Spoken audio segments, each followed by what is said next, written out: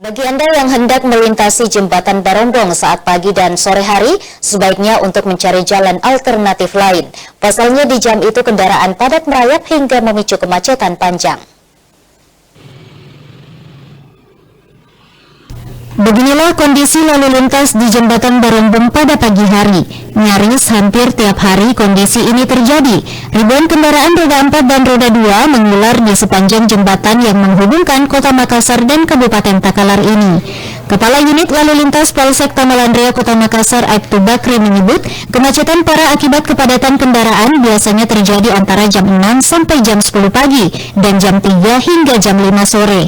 Bakri menegaskan kemacetan parah di jembatan vital ini akibat dari rasio kendaraan dengan volume jalan yang tidak seimbang.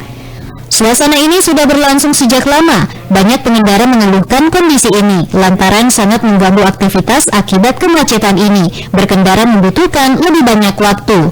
Warga berharap pemerintah segera mengambil langkah taktis. Jika terus berlanjut, kondisi ini dikhawatirkan dapat mengganggu aktivitas perekonomian warga. Irfan, Waode Nur Aziza, Celebes TV.